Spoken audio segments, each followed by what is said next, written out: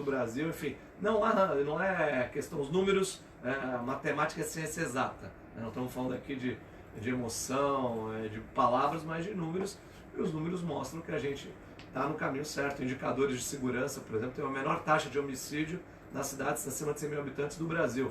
Não é dizer, olha, está tudo feito, está tudo tranquilo, está tudo resolvido, jamais. Tem muito para fazer. Mas afirmações em matérias dessas que são mentirosas, a gente não pode admitir e aceitar. Arnaldo, a quem interessava essa matéria, hein? O que você queria perguntar para o prefeito se não tinha coragem? Não é. Hoje é a oportunidade. Coragem eu tenho. Inclusive eu tenho contato fácil com o Antônio Ferraz, que é meu amigo da faculdade, meu amigo mesmo. O diretório lá, foi o diretório, ele foi presidente, eu fui vice-presidente dele, do diretório, acadêmico, Alexandre Guzmão. Fábio Ferraz, secretário de saúde. O Rogério também, junto com o Batão, eu tenho um acesso muito bom, podia falar assim, disse para o prefeito isso, ou eu ligaria, eu tentaria falar. Eu acho que isso essa matéria que saiu, realmente a gente não vê um embasamento matemático ou científico ou de um estudo mais profundo para falar isso. Eu quando li aquilo, falei, aqui tem política no meio. Aqui tem alguém que está querendo prejudicar, alguém. Eu acho gozado uma coisa. Eu não vou dizer que a Veja fez isso, mas a imprensa é a que mais denuncia corrupção, e a gente vê que muitas vezes alguns jornalistas ficam a reboque de algum pagamento de caixa 2 não contabilizado. Não estou dizendo que a Veja faça isso, mas a gente vê isso acontecer. Agora, no caso particular de Santos, eu também não gostei, não é verdade, aqueles dados não são verdadeiros. E se falaram que aqui é rota de tráfico de droga, porque nós estamos achando, nós não, a Polícia Federal e a Receita está achando a droga aqui, já pegaram quantas toneladas aqui, porque nós estamos trabalhando. Então Santos, de vez em quando, eles gostam de falar, o PT quando era governo, falava, Santos é capital da AIDS. Mentira! Que a busca ativa da AIDS começou no governo Justo e eu era chefe de departamento. E a gente procurava muito. Se você procura muito, e 1000 pessoas faz exame em 500, você vai achar muito mais numa cidade que não faz exame em ninguém. Então, eles falaram, tem muito tráfico de droga, porque aqui existe uma busca ativa, existe uma polícia, existe uma repressão forte desse tráfico de droga. Você vê que você, embora tenha ainda os problemas de segurança, você não vê tantos homicídios, você não vê tantos crimes como você vê em outras cidades. Inclusive São Vicente, Praia Grande, por exemplo, que são campeãs. Não estou culpando o prefeito de Praia Grande nem nada, mas lá tem muito mais crime do que aqui. E lá é tido como um lugar, como se fosse um Eldorado, e não é verdade. Então eu concordo com o prefeito, eu acho que isso foi uma campanha, não sei se política de alguém que está por trás disso, ou alguma outra coisa, tem algum interesse escuso atrás disso. Agora, prefeito, a matéria também, embora ela parta de um fio condutor que não é verdadeiro, que é a questão do PIB da cidade, ela toca em vários pontos que nós aqui no Jornal da Jovem Pan também tocamos, o abandono do escolar de carroça, problemas do emissário submarino, vários problemas assim que são reais, que existem, que os ouvintes da Jovem Pan reclamam também, né? Lógico, Paulo, com certeza. Né? Se nós não tivéssemos problema, nós não seríamos uma cidade, né? Seríamos uma ilha da fantasia. Então, temos problemas, a gente tem que reconhecer os problemas e trabalhar diariamente para superar cada um dos problemas. E é isso que a gente tem feito, melhorar a questão da orla, abordou a questão do centro, a expectativa que se criou do Valongo, da região central, né? Aquela ilusão do pré-sal, né? E nada aconteceu, a expectativa não se transformou em realidade, né? Criou-se uma onda, né? Que na verdade não se concretizou. A gente sabe o que aconteceu com a Petrobras, o que aconteceu com a economia do país, e obviamente que Santos está dentro do território nacional e sofreu os reflexos, né? A gente tem um programa, lançamos recentemente um programa de incentivo ao centro, passando a região central da cidade, bastante audacioso, eu diria, no sentido de revigorar o centro da cidade, um transporte de qualidade, que é o VLT, a prefeitura negociou com o Estado, hoje já temos um trajeto que vai valorizar o centro da cidade, o VLT vai passar pela Campos Melo, Dr. Cochrane, João Pessoa, São Leopoldo, São Bento, Praça dos Andradas, Amador Bueno, Constituição, revigorar. Nenhuma região do mundo, nenhuma região central do mundo se revitalizou, se revigorou sem gente, sem as pessoas que revitalizam o local. Acho que o nosso erro, talvez a falta de divisão, é de sempre priorizar o patrimônio cimento e cal, obra, lógico que isso é importante, é necessário, tanto é que nós mudamos aqui a lei, flexibilizando tombamento, etc. Mas nós temos que levar as pessoas vão para os locais, para os destinos com transporte de qualidade. Acho que o VLT vai ser o grande fio condutor do desenvolvimento do centro da cidade, dessa retomada, porque vai chegar de São Vicente ao centro de Santos em 30 minutos no transporte de bastante qualidade. Então, acredito muito nisso. Então, o VLT está prestes, o compromisso do Estado é iniciar a obra até o final do ano, até 31 de dezembro, obras iniciadas. Temos aí vários projetos. Prazo de obra? 24 meses para a conclusão de todas as 14 estações.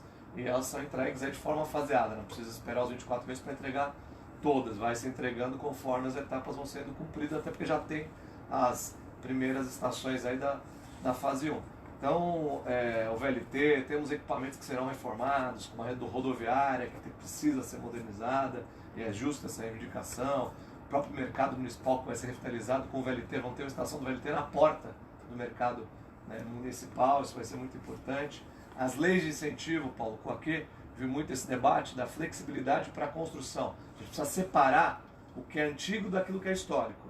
Tem imóveis que têm valor histórico, a gente tem que preservar esse valor histórico. Agora tem coisa que é antiga e não tem história. Isso tem que ser derrubado e dar lugar a novos empreendimentos que possam gerar emprego e renda para impulsionar o centro da cidade. E a nova lei do Alegra Centro tem essa visão, esse objetivo, flexibilizando as normas para que a gente possa incentivar investimentos. E uma diferença importante aqui é quem comprar imóvel no centro, restaurar o imóvel no centro, vai adquirir um crédito construtivo, chama-se TDC, Transferência do Direito de Construir. E esse crédito poderá ser utilizado em qualquer região da cidade. Então, por exemplo, o construtor aqui vai construir um prédio na orla. Para construir o prédio e avançar no potencial construtivo, ele paga sempre o quê? Uma outorga para a prefeitura, para que ele possa fazer a construção. Ao invés de pagar essa outorga, o que esse construtor vai fazer? Ele vai comprar esse crédito, essa carta de crédito que a prefeitura vai emitir, do proprietário do imóvel no centro e vai poder utilizar junto à prefeitura. Ao invés de pagar outorga, ele vai pagar para quem restaurou o imóvel no centro. E um diferencial, vai custar 30% menos para o consultor, para estimular esse mercado. Então a prefeitura está abrindo mão de receita para viabilizar a restauração de imóveis no centro da cidade. Então, além dele poder comprar crédito de quem tem imóvel no centro e está restaurando, o consultor mesmo vai poder, ele mesmo, construir, reformar no centro da cidade, acumular esses créditos e utilizar nos seus empreendimentos. Aqui a gente tem, por exemplo, vários empreendimentos, na Aparecida, todos esses aqui pagam, por exemplo, outorga. Vão deixar de pagar e comprar esse crédito. E com isso a gente vai movimentar o centro. Depois do intervalo, o Marcelo Gonzaga no intervalo vai pensando em tudo que ele queria perguntar para o prefeito. Não tinha coragem, né? Ele nunca teve coragem de perguntar. O Arnaldo falou que tinha coragem. Eu só vou perguntar para o prefeito depois daquele buraco na rua lá, que tá começando de novo. Eu estava com tanta saudade dele, prefeito. O buraco ficou tanto tempo, depois quando tamparam, já está se fazendo de novo. Qual que é? Onde? Qual é o nome daquela rua aqui na Ponta da Praia? É Carlos de Campos. Não é Carlos de Campos, não tem a Imperatriz Leopoldina? Sei. É a Carlos de Campos de lá de cá. Você sai da Imperatriz. Imperatriz é da Casa da Esperança. Quando você entra na praia, a primeira direita. Lá tem um buraco que. Eu estava com saudade dele. Tá falando de novo. Aliás, tem dois que estão se formando. Então isso aí eu passo lá todo dia. Eu lembro do. Vamos mandar O tampar. Marcelo vai pensando. Não, ele está fazendo ainda, ele está se refazendo, né? Mas tem uns 6 meses que tamparam ele. E o prefeito também vai pensando numa pergunta de vários ouvintes aqui em relação justamente à revitalização do centro, que é a questão: você restaura o imóvel, mas o imóvel não tem condições de ter o AVCB para ter algumas ocupações depois. Depois do intervalo, 7h17. Repita. 7h17. Repita.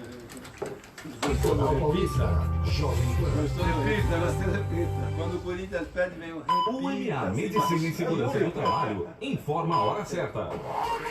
Jovem Pan 717.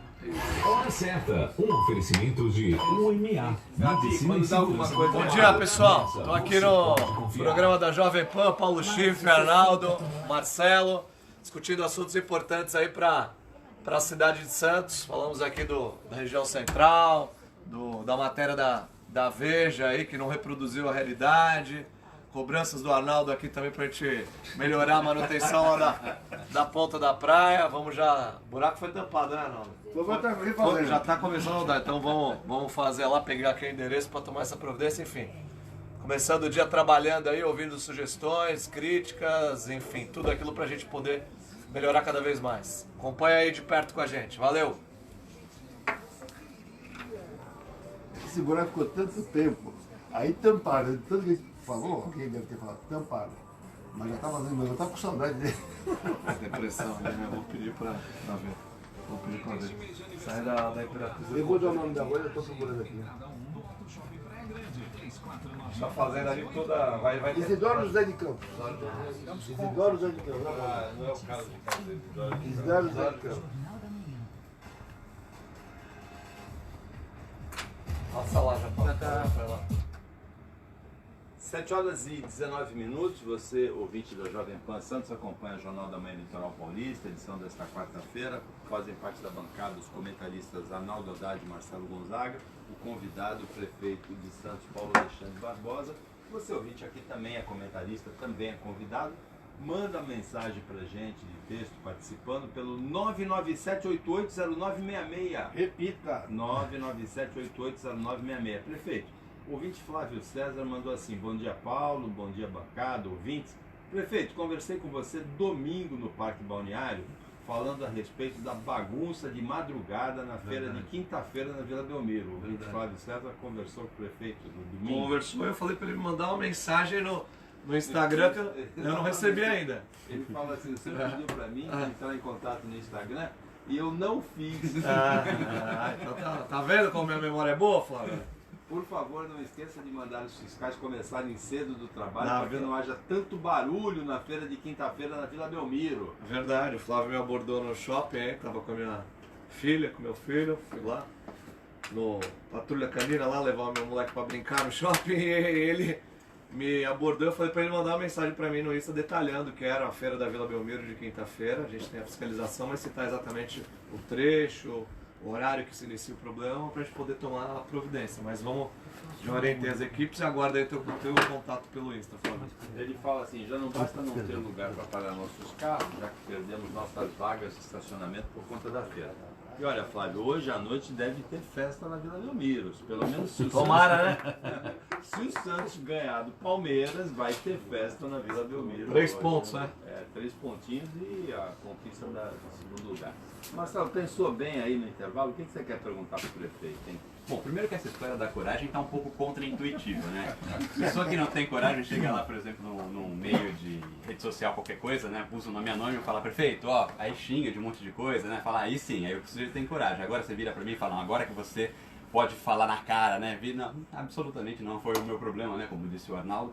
Agora, alguma questão assim pontual, não consegui pensar em nada no intervalo, né? De toda forma, ainda fazendo um pouco de referência àquela questão da Veja que foi colocada, uma coisa é quando você não consegue observar, né, que há algo sendo feito na cidade, por exemplo, né? O prefeito citou uma série de obras que são de conhecimento comum, todos sabem que elas estão acontecendo, então você vê que há algum tipo de trabalho sendo feito. Você pode não concordar, por exemplo, com a prioridade dos trabalhos, né? Ah, não acho que tenha que ter sido feito, por exemplo, a obra na, sei lá, na Ponta da Praia, devia ter começado lá pelo Marapé, que é onde eu moro, eu acho mais legal, entendeu? Começar por ali. Apesar de que obra é sempre um problema, né? Eu sempre acho interessante que eu particularmente detesto quando acontecem as obras, porque causa um transtorno desgraçado. Agora, depois que ela acontece e melhora a coisa, né? Você ainda acha que valeu a pena se der tudo certo. Então, uma questão de prioridade eu não vejo problema. Seria diferente se você não visse nenhum tipo de atividade sendo feita, e aí sim as reclamações elas teriam um pouco mais de razão, porque você não está nem observando essas coisas. O problema é que acontece muitas vezes aquela história que a pessoa, quando vai fazer uma oração, por exemplo, né, ela agradece de forma genérica e pede de forma específica, né? Ou seja, ela não sabe por que ela está agradecendo, mas ela sabe exatamente o que ela quer. Então isso tem que tomar um pouco de cuidado quando vai fazer alguma reivindicação, alguma reclamação, né? Porque normalmente a gente tem essa péssima tendência de esquecer as benesses, né, as coisas que a gente ganha, e agora as coisas que faltam, elas sempre são muito importantes e muito necessárias. De toda forma, a questão de Escolástica Rosa, por exemplo, é uma questão que me interessa, porque eu sou da área de História, né, e o prédio da Escolástica Rosa já está ali, como você mesmo falou, né, Paulo, abandonado já faz algum tempo. Inclusive eu conheci gente que estudou na ETEC, o próprio Rafael deu aula na ETEC, e então essa O situação... Rafael Nogueira, que é Nogueira. comentarista aqui do jornal também. Então essa situação da ETEC ela não é tão recente assim, e mesmo assim ela ainda está pendente, né? Eu e o Arnaldo ainda na semana passada, ou retrasada, estávamos falando do Escolástica Rosa, né, sobre inclusive as finalidades que ele teria, que por uma disposição, Específicas. exato, uma disposição testamentária impediria que aquilo fosse revertido para uma ou outra função. De toda forma, eu acho um prédio que precisa ser preservado, como alguns outros, fazendo a ressalva que o próprio prefeito colocou. Existem prédios históricos e prédios velhos, né? São duas coisas perfeitamente diferentes. Senão, qualquer construtor, né, já vira o próprio faraó, né? Não vou aqui erigir um prédio de 3 andares que eu tenho certeza que vai ficar para a posteridade. Isso obviamente que não vai acontecer. Então essa análise é uma análise que precisa ser feita, e a própria questão dos tombamentos, do reparo dos prédios, né, para uma nova utilização. O prefeito até citou a nova lei do Alegra Centro, que flexibiliza essa questão. Isso é importante porque se você vai fazer a preservação, mas precisa fazer determinadas modificações para ter, por exemplo, acessibilidade, essas coisas, e a lei do tombamento impede, você gera uma situação difícil de resolver, né? Se você reforma, você não pode utilizar. Se você não reforma, você não pode utilizar também. Então, são situações curiosas que a gente vê na questão do problema histórico, que é um dos pontos que me interessa. Essa era uma questão que eu tinha falado antes do intervalo, porque muitos ouvintes reclamam disso. Você vai revitalizar o centro, você vai reformar o imóvel, depois não tem AVCB, não dá para fazer o uso que você quer. Como é que faz? Primeiro eu quero dizer que eu gostei aqui do Marcelo, viu, que agradece de forma genérica e pede de forma específica, é isso? Isso quando fala com Deus. Isso. Isso também, né? Se é assim falando com Deus, imagina com as outras pessoas. Mas a questão é a seguinte, nessa lei de urbanismo que nós encaminhamos aí para a Câmara, Paulo, a gente flexibilizou os níveis de proteção, né, justamente permitindo algumas intervenções em áreas do imóvel onde não eram permitido. Então, o nível de proteção ele vai lá NP1, NP2, NP2A, NP2B, enfim, tem todos os níveis de proteção até o nível 4. Essa divisão estabelecida na lei, nós ampliamos essas subdivisões para promover uma maior flexibilidade. E, obviamente, que a integração com os órgãos de controle ela é muito importante para que essas autorizações sejam emitidas. É o órgão de controle. Bombeiro, no caso, bombeiro, é a auto-vistoria do Corpo de Bombeiros. Fala VCB, né? Você menciona a auto-vistoria do Corpo de Bombeiros, que é expedido pelo Corpo de Bombeiros, mas que é uma exigência também da Prefeitura para conceder o alvará. Então, o proprietário tem que apresentar o AVCB. E com essas flexibilidades aí previstas na lei, nós entendemos que isso também vai facilitar esse tipo de aprovação. Vai ser importante para isso também. E além dessa questão de aprovações, Paulo, importante dizer, a gente sabe que hoje com a crise econômica que assolou o país, é difícil, a carga de impostos que o Brasil tem, é difícil para o empreendedor se manter. Então o que a Prefeitura fez? Além de mudar, flexibilizar a questão de reforma, construção, para obtenção de licença, IPTU e ISS, nós também estamos diminuindo, né, isentando aí no ISS os 2%, que é o limite da lei que existe, né, não podemos cobrar, deixar de cobrar 2%, então diminuímos para 2%, e o IPTU 50% de desconto para quem está no centro, para quem já está no centro da cidade, e para quem vier para o centro da cidade também vai receber esse benefício. Já é lei, já está em vigor, e isso vai ser muito importante, só para ter ideia do que significa. No próximo ano, a Prefeitura vai abrir mão de arrecadar no centro da cidade 7 milhões de reais, né, que vão deixar de ser cobrados para que a gente possa impulsionar o centro. O empreendedor que vai deixar de pagar imposto para poder investir no seu negócio, para se manter. E qual que é a contrapartida que a Prefeitura está exigindo para conceder essa isenção fiscal? Uma única contrapartida, que metade dos empregos gerados naquele negócio sejam ocupados por santistas através do Centro Público de Emprego. Metade dos empregos. Gerou emprego, o emprego gerado aqui possa ficar na cidade de Santos ocupado pelos santistas. Essa é a única exigência, não tem mais nenhuma outra para gozar desse incentivo. São mais de 285 atividades econômicas que vão receber esse benefício. Então, profissionais liberais, lanchonete, bar, restaurante, lojas, praticamente todo tipo de atividade na região central da cidade. A questão do AVCB, do auto de auditoria do Corpo de Bombeiros é realmente complexa, porque os prédios foram construídos numa época e as exigências, né, as determinações foram feitas em outra. O próprio prédio da Prefeitura, o Paço Municipal, o prédio da Prodesan, não tem ABCD, não é? Então, existem algumas exigências do ponto de vista do Corpo de Bombeiros que não conseguem ser atingidas. Casa, né? Que não conseguem ser atingidas porque isso exige o quê? Que você tem que fazer demolições, adequações, etc., em lugares onde o patrimônio histórico não permite, né? O Palácio Zé Bonifácio é aí que a gente entra na discussão da Lei do Alegra Centro. Esses bens esses edifícios que você citou são edifícios tombados, né? Palácio Zé Bonifácio, o próprio Santa Casa.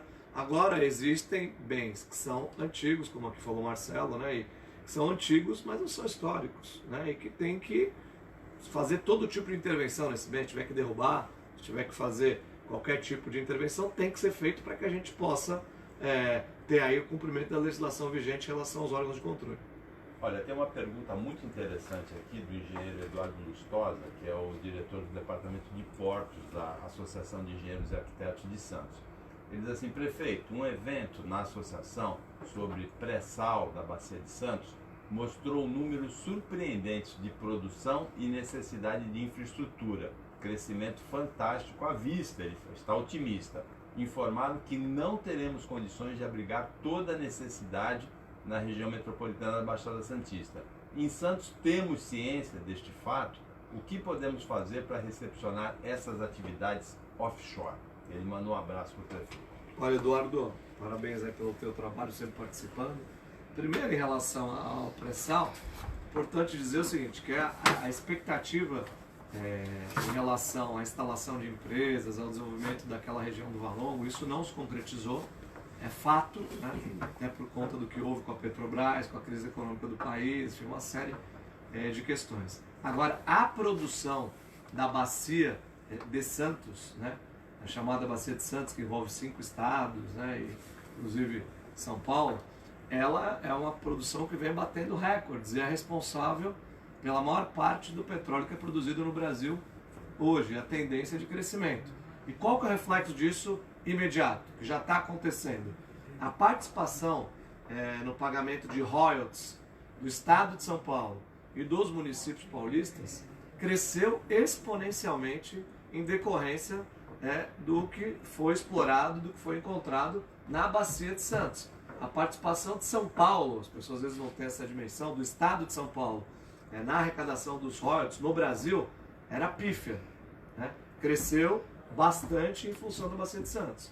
A repartição para os municípios, obviamente, cresceu, porque tem lá o cálculo que é feito, o Estado fica com uma parte, os municípios recebem uma outra parte importante. Então isso cresceu bastante, não necessariamente e tão pouco para a cidade de Santos, né? Importante deixar isso claro. A cidade recebe muito de royalties? Não, não é verdade. Nossa participação é muito reduzida, até porque tem todo um cálculo de linha geométrica, de onde fica o nome, é Bacia de Santos, né? Só que a lei e os cálculos que são feitos, eles acabam não privilegiando, eu diria, e não atendendo a cidade de Santos, mas sim outras cidades aí do estado de São Paulo, aqui mesmo Bertioga, por exemplo, uma cidade que tem um volume bastante significativo de royalties. Mas o que eu quero dizer? Nós já temos alguns frutos, né, na Bacia de Santos, e isso é importante para o desenvolvimento da economia de São Paulo. Agora, com essa expectativa que existe de crescimento, obviamente vai ser necessário toda a infraestrutura, toda a retaguarda. E eu diria que Santos está mais do que pronto para isso. Nós temos conjuntos comerciais, temos prédios comerciais que foram construídos, estruturas que foram montadas pensando naquela movimentação que nos concretizou e que, se vier a se concretizar, Santos vai estar aí preparado. Bom, o Arnaldo tomou coragem para fazer outra pergunta. Depois do intervalo ele faz 7 horas e 32 minutos. Repita. 7h32. Sabe o Paulo, eu tenho medo? Oferecimento. Quando eu vejo uma vez, se ele morder a língua, ele vai morrer. Na hora. O veneno dele é terrível. Você determina seu futuro quando escolhe seus hábitos. Marcelo. Faça boas escolhas. Cuide da alimentação. Se inspirar e Faça passar. atividades físicas. Reserve um tempo para o que é importante. Começar só depende de você. Com práticas saudáveis, você conquista uma vida mais equilibrada. Mude um hábito e viva com mais saúde. Ele é meu eterno Humberto chefe, né? Santos, cuidar de você. Ele fez na Esse é o escola de plano. samba, ele era o chefe da aula de Não, samba. meu filial. Como o conselho do Santos, ele foi meu presidente, eu fui da comissão de enquete. Fomos pra rádio, ele me trouxe pra rádio. Ele é comentarista, eu sou a... Depois, aí ele completava com a fofoca, pior que eu sou médico em Cubatão. É, eu era meio que Cubatão, mas aí eu parei de falar isso aí. Com algumas dúvidas aí. Ele falou isso aqui no ar uma vez, ela mostrava disponível Agora eu falo, meu chefe, menos em Cubatão. A notícia em primeiro lugar. Jornal da Manhã. 7 horas e 33 minutos, Jornal da Manhã Litoral Paulista, edição desta quarta-feira. O Arnaldo Haddad e o Marcelo Gonzaga, comentaristas, e o prefeito de Santos, Paulo Alexandre Barbosa, convidado. Vamos lá, Arnaldo, 7h34 agora. Prefeito, com relação a essas OS que estão administrando os órgãos públicos de saúde, eu tenho duas preocupações, que eu até já falei para o Fábio, mas é até bom que eu fale para o senhor, que é o dono da caneta, né?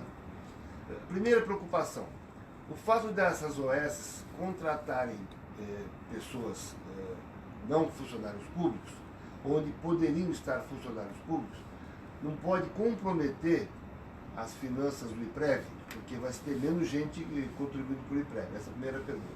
A segunda, a gente tem uma experiência muito grande em executar dívidas dessas OS. Lá em Cubatão, por exemplo, eu tenho vários processos no meu escritório, que as OS não receberam da Prefeitura de Cubatão, a ProSaúde foi uma delas, não recebeu e não pagou. Ela não pagou, aliás, porque não recebeu, a gente tem que reconhecer isso. Acontece que essas OS também então, não pagaram os médicos e enfermagem e tal, eram pessoas jurídicas, né? Então eu acho, tenho uma ideia, uma opinião, que para fazer um contrato com uma OS dessa, deve-se exigir que ela tenha pelo menos uma reserva para ter pelo menos 3 meses para pagar os seus funcionários, os seus contratos de pessoa jurídica. Então, são essas duas perguntas. Se não compromete a saúde financeira do IPREV, e a segunda, se realmente não daria para exigir no contrato na licitação que eles tivessem uma reserva para poder pagar pelo menos 3 ou 4 meses dos contratos que eles fazem, inclusive salários de funcionários. Olha, Arnaldo, primeiro acho que sua preocupação é bastante pertinente, né, em relação à qualidade dos serviços prestados, né, pelas OS. Acho que tem OS de todos os tipos e para todos os gostos, né, e acho que o grande diferencial desse trabalho em relação às organizações sociais é a questão da fiscalização, né.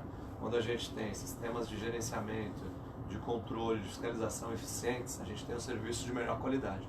Quando esses sistemas são falhos, a gente tem problemas. Isso vai desde a concepção dos projetos até a contratação e a seleção da organização e principalmente na execução. Esses preceitos devem ser aplicados com bastante rigidez. No nosso caso, a gente procurou fazer isso. Nós temos aí o Conselho Municipal de Saúde, temos a Câmara Municipal, órgãos de controle importantes, o próprio Tribunal de Contas, que nos fiscaliza permanentemente em relação a isso, e a própria administração. Nosso objetivo é ter um serviço de qualidade e não o objetivo de retirar, substituir ou excluir o funcionário público estatutário. Ao contrário, né, nós temos feito, aliás, isso eu me orgulho bastante, quando eu assumi a Prefeitura de Santos, a gente tinha 1.250 funcionários contratados por Lei 650, a gosto do prefeito de plantão, né? E eu acabei com isso. Hoje já temos 0. Lei 650 não se usa mais no município. Zerei. Hoje não tem nenhum. 1.250, 0. Porque a porta de entrada no serviço público correta é o concurso. É o concurso. Aliás, nós vamos lançar um concurso no mês que vem. Tenho feito concurso todos os anos na prefeitura. Então, a questão das OS não é para retirar o funcionário, para diminuir, ao contrário. Continuamos a fazer concursos públicos, vamos fazer cada vez mais. É uma forma alternativa, complementar, para se somar ao trabalho estatutário. Veja só, na saúde, por exemplo, todas as unidades básicas que atendem a população nos bairros, inauguramos 10 policlínicas, todas elas são funcionários de carreira da prefeitura, funcionários estatutários, cumprem um papel extremamente importante, são maioria absoluta. Agora, evidentemente que a gente não pode deixar de agregar experiências que são exitosas. A gente tem o Hospital dos Estivadores, por exemplo, que hoje tem indicadores muito positivos. Desde que, por exemplo, começamos o Hospital dos Estivadores pela maternidade. Foi o primeiro serviço que nós abrimos. Hoje, a mortalidade infantil, que você, médico, sabe que é um dos principais indicadores na área de saúde, ela é medida no Brasil desde 1913.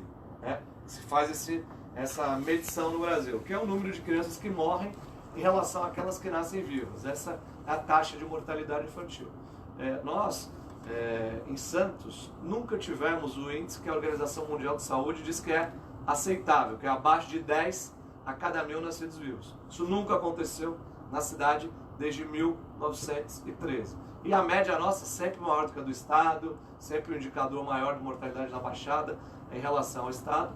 E pela primeira vez, Santos, em 2017, conseguiu ficar abaixo de 10 por 1000 nascidos vivos, com 9,3, 9,2. E esse ano, Arnaldo, estamos fazendo aí o parcial, nós estamos numa faixa de 8,2 por 1000 nascidos vivos, que é o menor indicador, tanto 9 quanto esse 8 menor da história da cidade. E muito disso se deve ao trabalho feito pelos Hospital dos Estivadores. Vale aqui também uma ressalva, lá é a OS que faz gestão do hospital, que é a OS do Hospital Oswaldo Cruz, que é o hospital de referência de qualidade, e com um detalhe importante, esse dado, quando eu falo 9 e 8 de mortalidade na cidade, ele é o dado da cidade de Santos.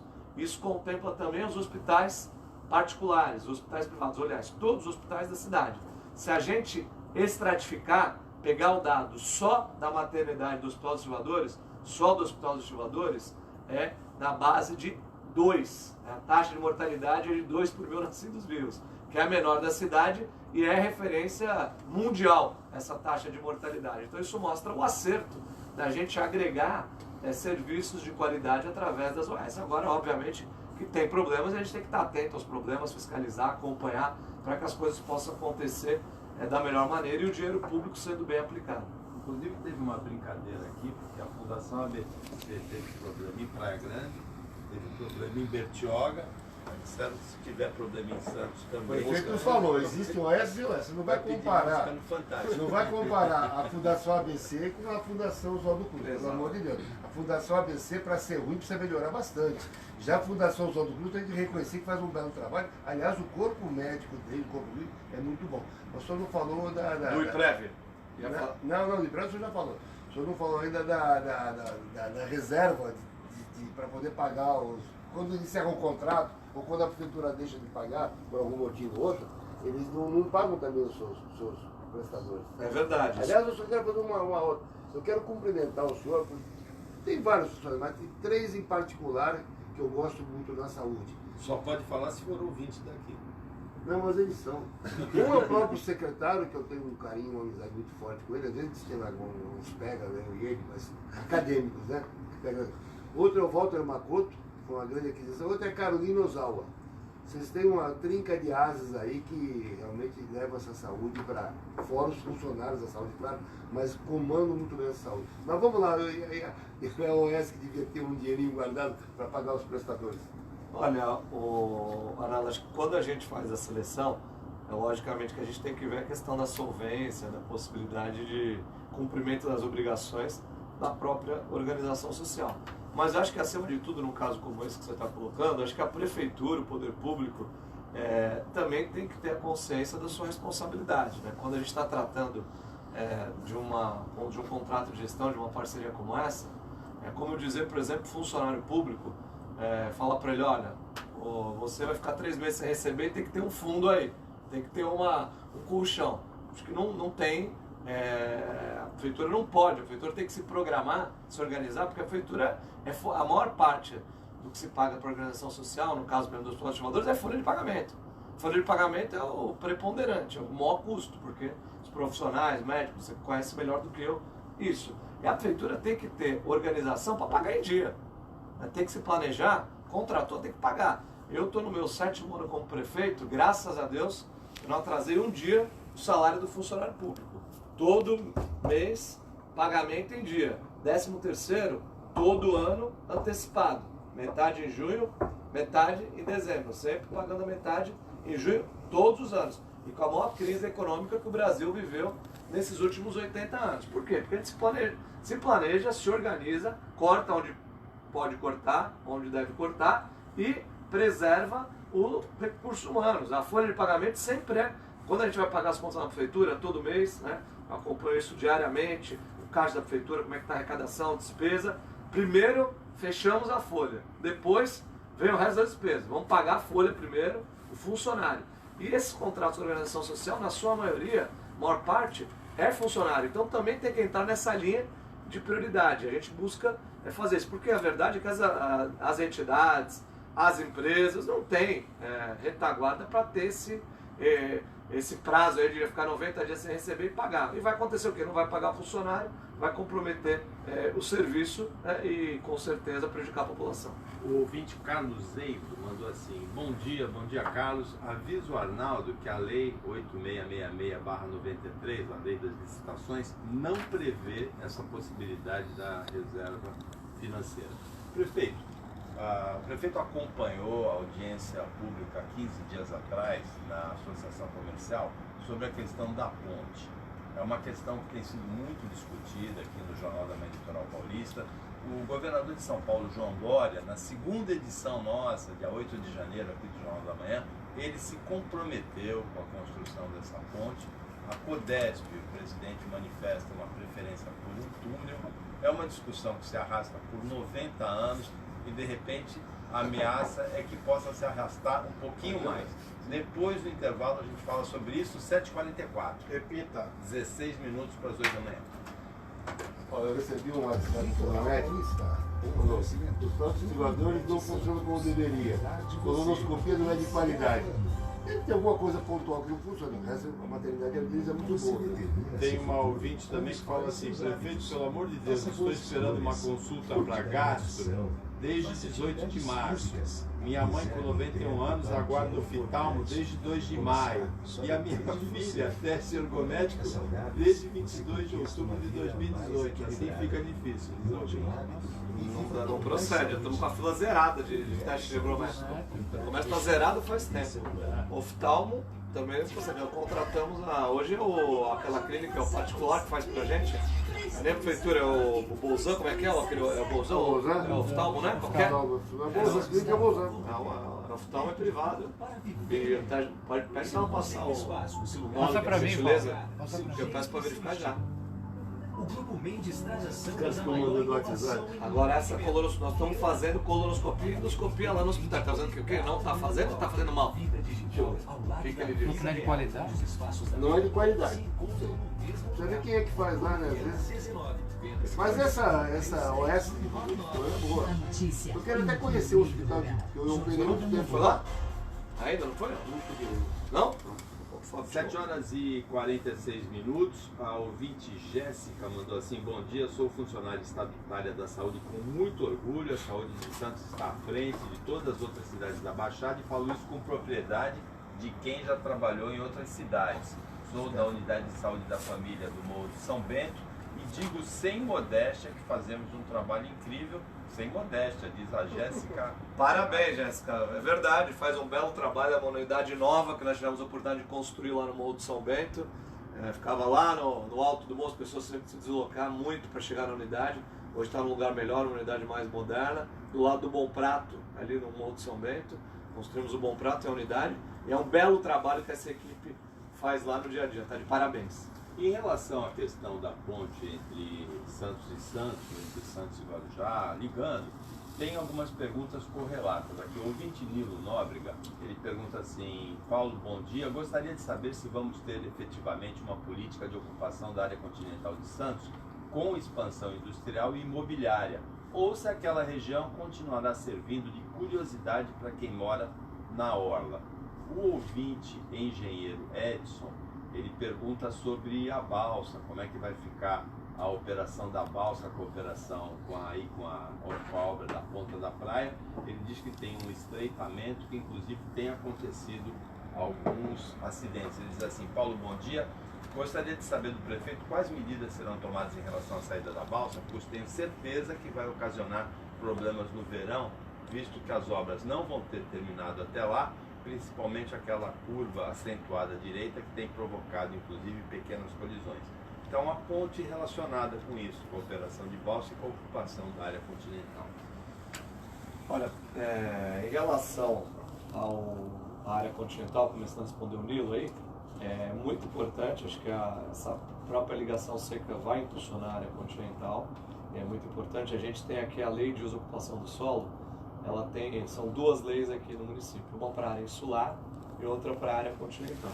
A área insular nós já apresentamos a revisão esse ano, vamos apresentar, aliás, apresentamos no ano passado, então uma nova lei, e a lei de uso e ocupação do solo da área continental também será apresentada. E a ideia é que a gente possa estimular, através dessa lei, a implantação de novas atividades, novos negócios para desenvolver economicamente essa área.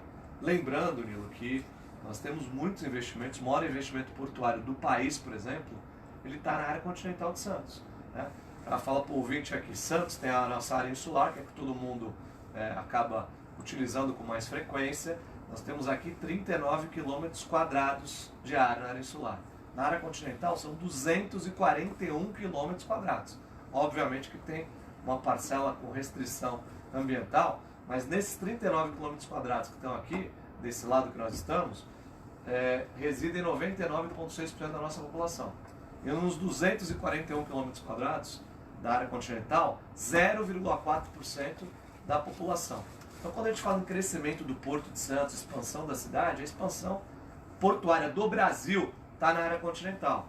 Hoje, o maior investimento portuário do Brasil é a VLI. Foram investidos 3 bilhões de reais. 3 bi. Área continental de Santos. 3 bi. Tivemos agora, recentemente, mais 2 novos leilões de áreas destinadas à movimentação portuária na área continental de Santos. É uma área onde funcionava a antiga Volpac e outra onde funcionava a antiga Granel. Foram áreas arrematadas, o pagamento de outorga para outras empresas, uma a GEL, que arrematou, e a outra a Donai. A GEL e a Donai já estão na área continental e arremataram 2 novas áreas, uma cada para expandir as suas atividades na área continental, gerando emprego e novos investimentos. São investimentos previstos em torno, durante todo o período de concessão, de quase R$500 bilhão. Então, área continental de Santos. Isso está acontecendo, não é o que vai acontecer, não é o futuro. Eu já estou falando do que aconteceu, que é VLI, do que está acontecendo com essas 2 novas áreas que foram arrematadas nesses últimos leilões. Agora, óbvio que nós temos que estudar incentivos na lei para que a gente possa desenvolver muito a área continental. Tem um enorme potencial e eu não tenho dúvida que o crescimento portuário do Brasil e o crescimento da cidade de Santos passa pela área continental. Com relação ao sistema de balsa e na ponta da praia ali, a intervenção, nós estamos fazendo toda uma intervenção na ponta da praia, projeto de reurbanização completo. As edificações começaram a ser construídas ali no final. Vamos ter o centro de convenções que já começou a ser construído atrás do atual mercado de peixe, e o atual mercado de peixe vai dar lugar a uma praça, um espaço de contemplação para acesso ao novo centro de convenções, e do outro lado da avenida estamos construindo um novo mercado de peixe. As obras de urbanização, nós temos previsão de concluí-las aí, a nossa previsão é março, mercado de peixe maio e centro de convenções junho. É isso que está, reurbanização e mercado de peixe março e centro de convenções junho. E com grande possibilidade de antecipar. Então, nós estamos trabalhando para que a gente possa passar a temporada. A maior parte do viário vai ser concluído antes do início da temporada, inclusive essa questão da balsa. E a gente fez toda aí, nós construímos, o ouvinte deve ter acompanhado, toda uma nova via, um novo viário ali na Praça Gago Coutinho, na saída da balsa, para permitir justamente que a gente possa ter uma fluidez melhor durante o período de obra. Obviamente que vai ter algum transtorno, isso nós não podemos negar.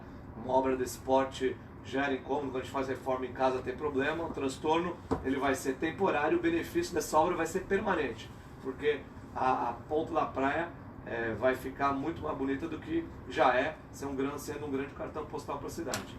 E, finalmente, indo para o assunto da ponte aí, Paulo, da ligação seca, estou muito à vontade para discutir esse assunto, porque eu debato ele com bastante intensidade desde que fui deputado, né, fiz a frente parlamentar na Assembleia para discutir esse assunto. Você participou de algumas discussões, fizemos encontros lá na Associação dos Engenheiros com a tua participação. E eu defendo, acho que um projeto desse porte, ele precisa ter 3 pré-requisitos. É a viabilidade técnica. Precisa ter, do ponto de vista de engenharia, uma solução técnica que seja adequada. Ou seja, precisa ter engenharia dando o aval. Viabilidade técnica.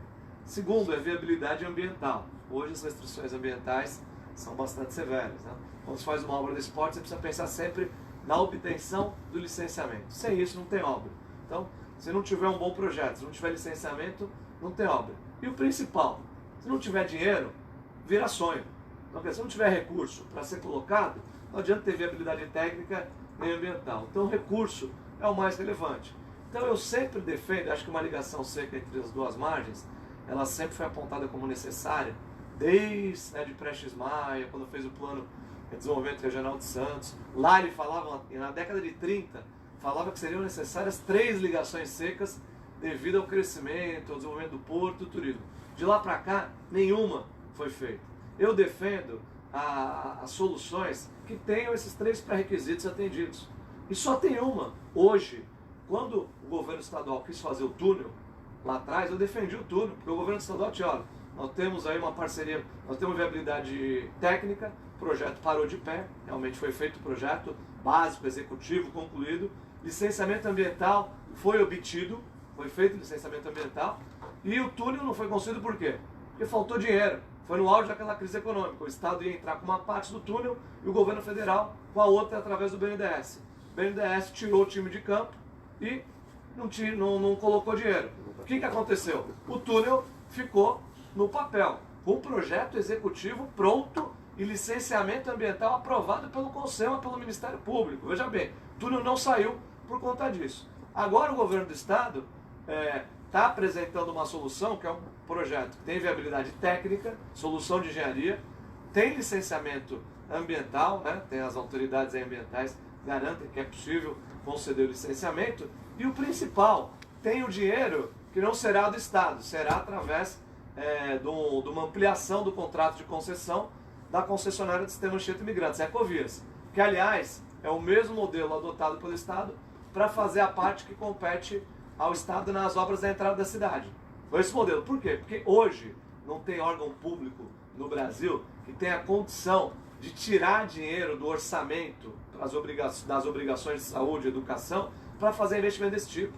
Quando vem, por exemplo, o governo federal, olha, eu acho ótimo fazer o túnel, olha, você falou aí que a Codesp defende o túnel. Eu não sou contra o túnel, mas tem viabilidade técnica, tem viabilidade ambiental, de onde vem o dinheiro? Dinheiro das outorgas do Porto? Vem para o Porto de Santos? Não. Vai para o Caixa da União. Sabe quanto a União investe anualmente para infraestrutura no Brasil inteiro? Pouco mais de 20 bilhões de reais. 20 bilhões para 5.550 municípios. Como que a União vai pegar 3 bilhões e pouco e colocar em uma cidade? Você acha que é razoável isso? Não é razoável, não tem. Não colocou nem na entrada da cidade a parte da União. Na entrada da cidade a obra custa 1 bilhão, 400 milhões Prefeitura de Santos, 300 milhões Governo de São Paulo e 300 milhões Governo Federal. Sabe o que aconteceu? Nós temos um acordo assinado. Eu assinei em 2013, 19 de outubro de 2013. Faz 9 anos, 7 anos, né? 6 anos desse acordo assinado. Assinamos, cada um com a sua responsabilidade. Prefeitura está aí, passa da entrada da cidade, estamos fazendo a obra. Governo do Estado está fazendo a sua parte. A União, nem projeto básico, nem projeto executivo, nem licenciamento e nada. Não conseguiu investir 300 milhões. E o que a gente fez? Só para concluir aqui. Nesse acordo de entrada da cidade, a parte das obras dentro do município ficavam com a prefeitura. A parte das obras da rodovia, com o governo do Estado.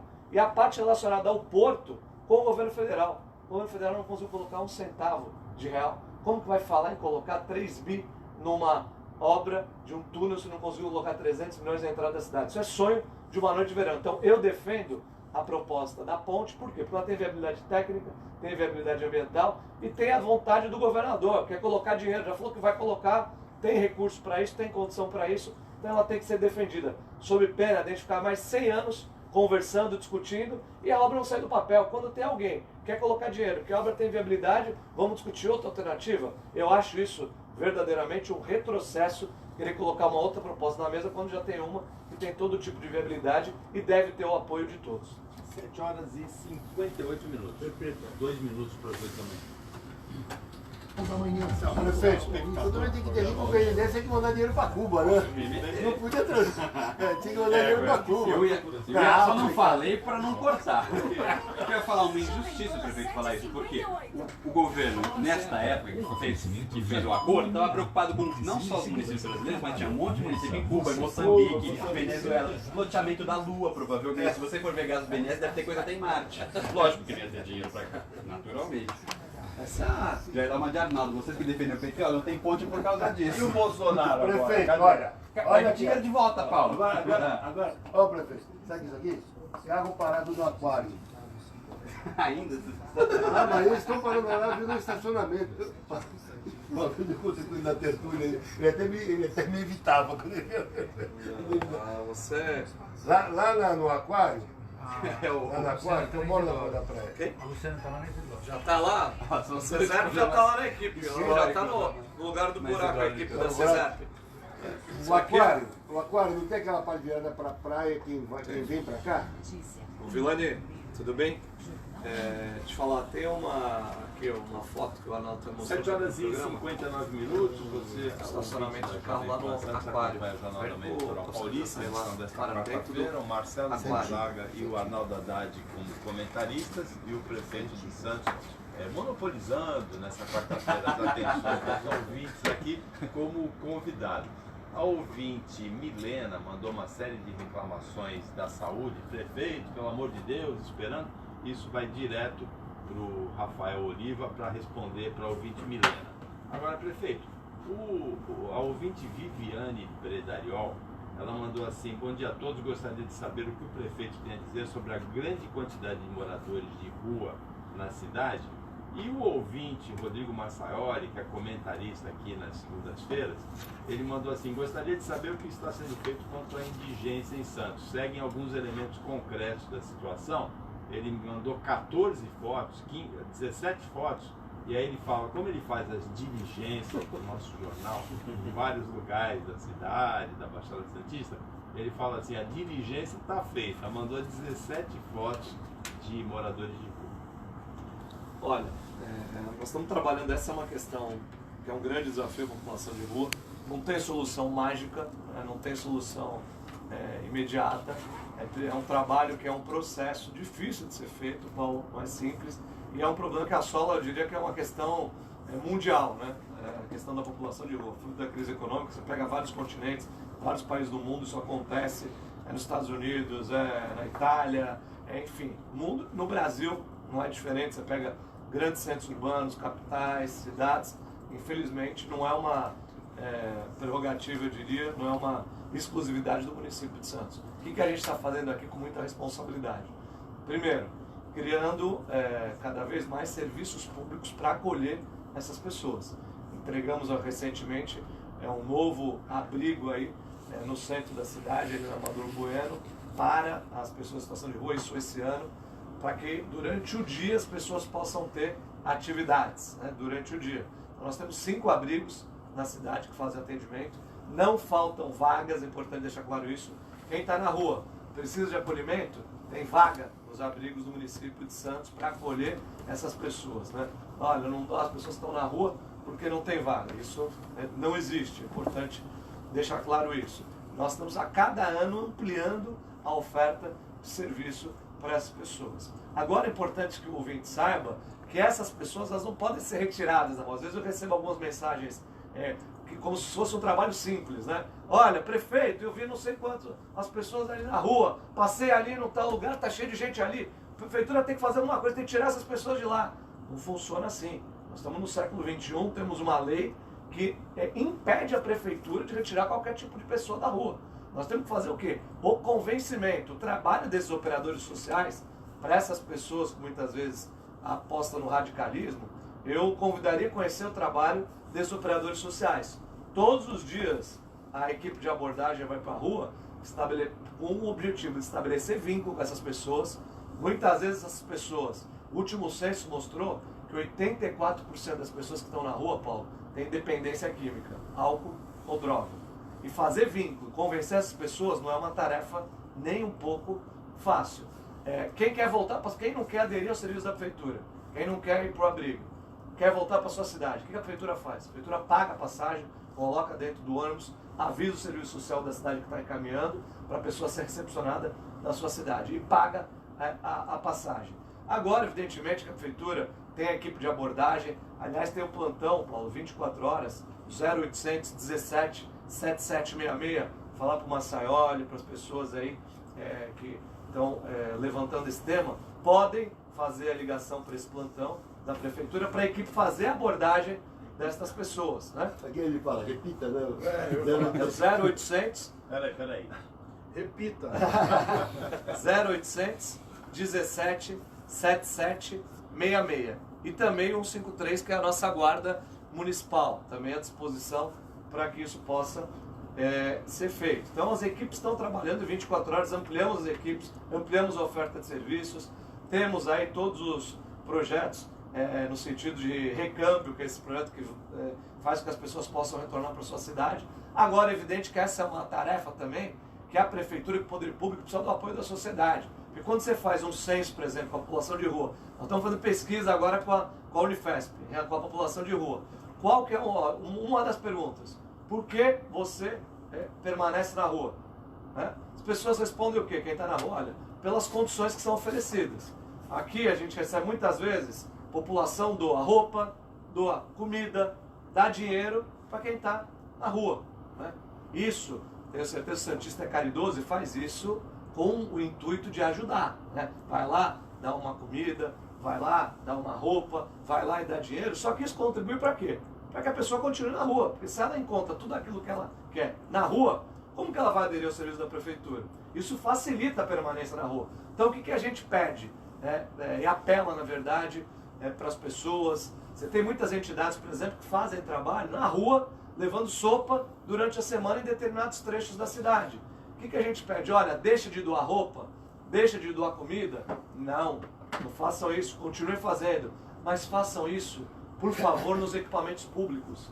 Vai doar roupa, leva no abrigo da prefeitura. Quer levar comida, leva no Bom Prato da prefeitura à noite, leva nos abrigos da prefeitura, onde essas pessoas estão, para que as pessoas possam fazer o quê? A adesão aos serviços. Muitas vezes as pessoas que estão na rua não querem aderir ao serviço, porque no serviço tem regra, regras para homens, para as mulheres, para as crianças, enfim, para todo o tipo de público. Nós temos até serviços de acolhimento, Paulo, aqui em Santos, que são referência para mulheres, separando mulheres, por exemplo, que estão com crianças na rua. Tem um acolhimento que é a Casa das Anas, que é só para mulher com criança, mulheres que estão com crianças para que elas fiquem devidamente acolhidas, num determinado equipamento. E cada tipo de público a prefeitura busca desenvolver um projeto. Agora esse apoio da sociedade, ele é fundamental para que a gente possa enfrentar essa questão. E a questão de limpar, higienizar, retirar, não é a política que o Santos vai adotar, porque isso é o caminho mais fácil. E o caminho mais fácil nem sempre é melhor. Retirar as pessoas abruptamente da rua, fazer essas pessoas precisam ter o que a gente está fazendo agora, por exemplo, no Zé Menino. E é importante separar e aproveitar a tua audiência para esclarecer isso, separar o que é a população de rua, que precisa desse atendimento social, que precisa desse acolhimento, do que é questão de segurança pública. Nós temos pessoas, lá no Zé Menino, por exemplo, é um belo exemplo. Nós temos pessoas que precisam do acolhimento, que precisam, algumas retornar para a sua cidade, aderir ao serviço da prefeitura, e nós temos pessoas que estão em conflito com a lei, que tem problema com a lei lá. Aí é segurança pública. Por isso que lá a gente tem consultório de rua da Secretaria de Saúde, a gente tem o serviço social com a equipe de abordagem e nós temos a Polícia Militar e a Guarda Municipal. Estamos fazendo um trabalho que não é fácil, mas vai lá, hoje está lá a base da Guarda Municipal, estamos fazendo um trabalho permanente para melhorar. Se parar hoje, amanhã volta tudo. Né? Depois da manhã volta tudo. Então é um trabalho permanente, isso deve ser feito sim em toda a cidade, e o apoio da população e da sociedade é muito importante. 8 horas e 7 minutos, nós já estouramos aqui o prazo do nosso programa, o tempo do nosso programa, vamos voltar para a programação da rede. Essa questão é controvertida, o ouvinte áudio fala, a rua não pode ser mais confortável que o abrigo, vadiagem não é crime, por que não são recolhidos? O ouvinte Romano também, que é comentarista na segunda-feira, a Constituição não autoriza via pública ser residência particular, o Estado tem o poder de regular essa matéria. Realmente é uma questão que tem esse tipo de abordagem, e a abordagem de Santos é essa definitiva. Em relação a respeitar a lei? Não, tem uma lei. Não é a opção de Santos. Santos tem que cumprir a lei. Não pode ser essa informação equivocada, que a prefeitura pode retirar as pessoas da rua à força, coercitivamente, isso não existe. Agora, existe não pode. essa discussão, né? Não. Discutir, descumprir a lei, não se pode. Nós temos algumas abordagens, é importante saber a prática. A teoria é muito bonita, né? Mas a prática do dia a dia, ela é diferente. Fazer esse serviço não é fácil. Eu acho que tem que ter um rigor, ampliar esse rigor, a fiscalização. Tem excessos que têm que ser combatidos, né? Quando se faz, por exemplo, construção, puxadinho, se coloca lá uma lona, ocupa o viário, a calçada, isso não pode. Isso não pode, está impedindo o direito de ir e vir das pessoas. Agora, o trabalho da pessoa estar lá na rua, querer retirar ela da rua, né? Por vadiagem, a pessoa está na rua, não tem o trabalho, não tem, isso não pode ser feito. Não é que porque parece, Paulo, se a gente não explica, olha, a prefeitura pode fazer e não faz. Não é verdade, né? A prefeitura faz, tem um trabalho incansável, agora isso é um trabalho permanente, é que nem cortar a unha, tem que fazer permanentemente, né? Tem que tomar banho todos os dias, é direto, tem que ser feito para que a gente possa alcançar resultado, mas a gente não pode fazer nada que esteja fora do que determina a lei, e hoje a lei, ela dá amparo, a prefeitura não pode fazer essa retirada compulsória, coercitiva das pessoas. As pessoas precisam ser convencidas a aderir ao serviço da prefeitura. Eu concordo com o ouvinte aí que falou, olha, o abrigo é muito melhor do que a rua, mas ele não sou eu que preciso ser convencido, o Aldo, eu não sou eu que preciso ser convencido disso, nem ele que está convencido, é quem está na rua. E convencer quem está na rua, com dependência química, que o abrigo é melhor do que a rua, nem sempre é uma tarefa fácil, é uma tarefa difícil, que exige muito esforço, e isso a prefeitura tem que fazer.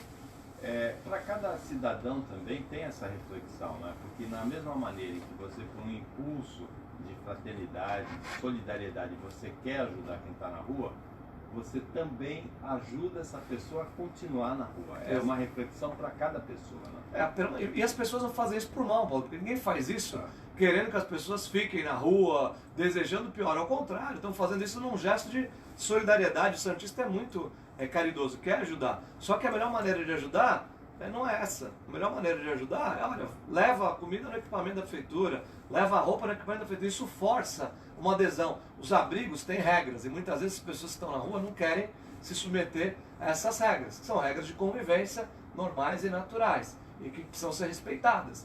E quando a gente faz isso, faz esse movimento de levar a sociedade para o serviço da prefeitura, a gente naturalmente também leva essas pessoas que estão em situação de rua. O Zaidan, empresário da TV Costa Norte em Bertioga, manda um abraço para o prefeito Paulo Alexandre, manda um abraço para o Arnaldo Haddad também. Estou chegando aí, dia 26 vamos ligar os transmissores da TV. Esperando ele, estou esperando. Um abraço para o Zaidan. Manda um grande abraço pro Zaidan e enfim, ele proporciona uma tainha pra gente que tá devendo. Né? 8 horas e 11 minutos, chegamos ao final, chegamos com bastante prorrogação, com muitos acréscimos ao final do Jornal da América. Teve muito VAR aqui, né? Teve que... Uma pergunta final para o prefeito, você me permite? Não. Quanto vai ser o Santos e Palmeiras? Hoje, Santos e Palmeiras, 2-0 pro Santos. Beleza. Mais 3 pontos e a vice-liderança. É o palpite também. Só que 2-1 pro Santos hoje, se for meio a 0 já tá ótimo, pode ser 3 pontos. Chegamos ao final do... Fala, Haddad, você tem um palpite? Tem palpite. Não. É corintiana, cara. É corintiana. É corintiana, tá vendo? Está sendo exorcizado.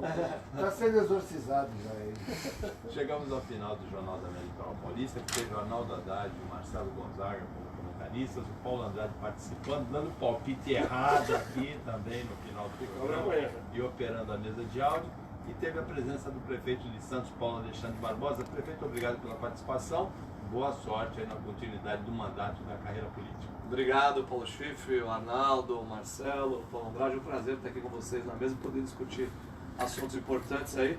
E espero um novo convite aí, porque não deu tempo de falar tudo aí, de muitas perguntas que faltaram aí de responder.